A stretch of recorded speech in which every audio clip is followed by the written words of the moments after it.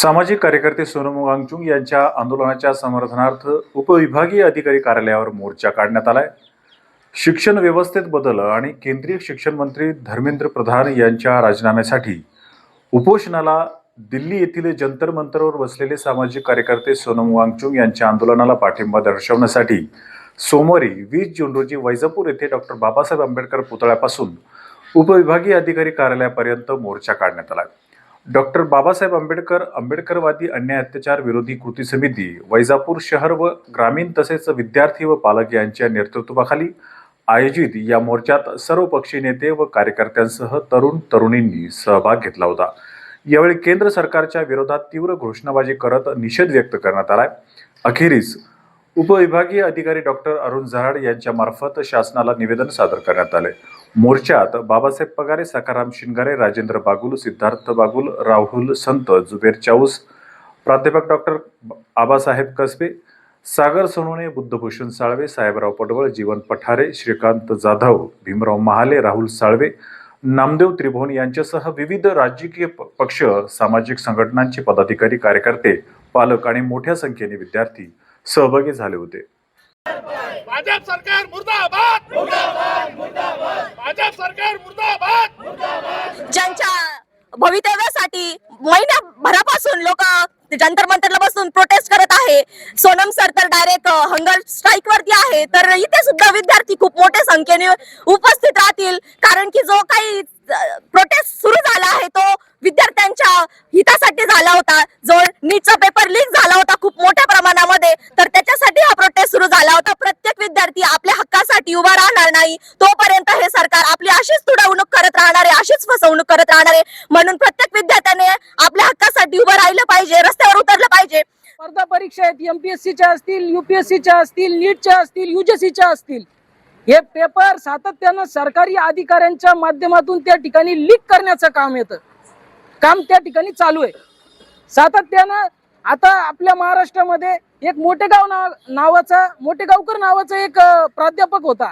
त्या प्राध्यापकाने 30-30 लाख रुपये घेऊन त्या ठिकाणी नीटचे पेपर लीक केले।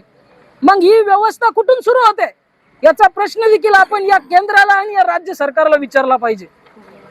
जर या ठिकाणी 22 लाख विद्यार्थी नीटच्या पेपरला बसतात, त्यांच्याकडून तुम्ही मोठ्या प्रमाणावरती फीज त्या ठिकाणी रिकव्हर करतात, त्यांच्याकडून तुम्ही फीच्या नावाखाली पैसे लुटण्याचं काम करतं हे सरकार, आणि तो पेपर लीक करून त्या ठिकाणी पुन्हा एकदा पेपर घेतात। म्हणजे ही कुठली व्यवस्था आहे? मोर्चा काढणं, आंदोलन करणं, उपोषण करणं हा आम्हाला भारतीय संविधानाने लोकशाहीच्या मार्गाने दिलेला हा अधिकार आहे, आणि या अधिकाराचा उपयोग हा ज्यावेळेस अन्याय अत्याचार होतो त्यावेळेस आपल्याला करण्याकरता हा संविधानाने दिलेला अधिकार आहे। रात्र वैराची होती, आता दिवसही वैराचे आलेत, कारण जेव्हा दिपके बाहेर आला त्याच्यावर एक बाईने शाही फेक केली।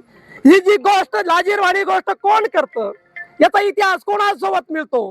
कारण या देशामध्ये जेव्हा एखादा महापुरुष आपल्या न्याय हक्कासाठी लढला, मग तो संत तुकाराम असेल तर एखादा नेता असेल, त्याच्यावर सगळ्यात पहिला महिलांचा वापर करणारा हा कोणाचा पिंड आहे हे आपण लक्षात घेतलं पाहिजे। वैजापूर तालुक्याच्या वतीने आम्ही केंद्र सरकारचा जाहीर निषेध करण्यासाठी मोर्चाचं आयोजन करून इथं उपविभागीय अधिकारी यांच्या कार्यालयावर आज आम्ही निवेदन दिलेलं आहे। या निवेदनाने जर केंद्र सरकारला थोडीशी जरी लाज वाटत असेल तर ते आमच्या निवेदनाची दखल घेऊन जो कोणी शिक्षण मंत्री आहे त्याचा राजीनामा घेतील, आणि नेटचे जे काही विद्यार्थ्यांचं जे काही नुकसान होत आहे ते यापुढे होणार नाही याची ते काळजी घेतील, पेपर फुटला नाही जाणार याची ते काळजी घेतील असं आम्हाला वाटतं। परंतु हे सरकारमध्ये जेवढे काही मंत्री आहेत, मग ते देशाचे पंतप्रधान असेल का शिक्षण मंत्री असेल का गृहमंत्री असेल, हेच शिकलेले नाही, त्यामुळे त्यांना शिक्षणाचं महत्त्व कळणार नाही।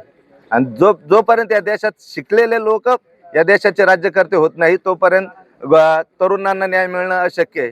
तरी सुद्धा त्या आडाणचोट लोकांना आमच्या निवेदनाची दखल घेऊन त्यांनी या देशाचा जो काही शिक्षण मंत्री आहे त्याचा राजीनामा घ्यावा, आणि पुन्हा जे काही पेपरमध्ये गुणामध्ये जे काही तफावत येत आहे, पुन्हा आता जे काही दुसरे नवीन पेपरचे नेटच्या पेपरमध्ये, त्यावर सुद्धा त्यांनी बारीक लक्ष दिलं पाहिजे। तिथं सुद्धा सुशिक्षित लोक नेमले पाहिजे। या देशामध्ये जे काही IAS अधिकारी आहेत, जे काही IAS अधिकारी जे आहेत, त्यांना त्या कमिटीवर नेमलं पाहिजे. त्यांच्या माध्यमातून हे पेपरचे याच्यानंतर त्यांनी तपासणी केली पाहिजे, अशी मागणी या ठिकाणी आम्ही आज दलित अन्याय अत्याचार समितीच्या वतीने या ठिकाणी आम्ही मागणी केलेली आहे. तसेच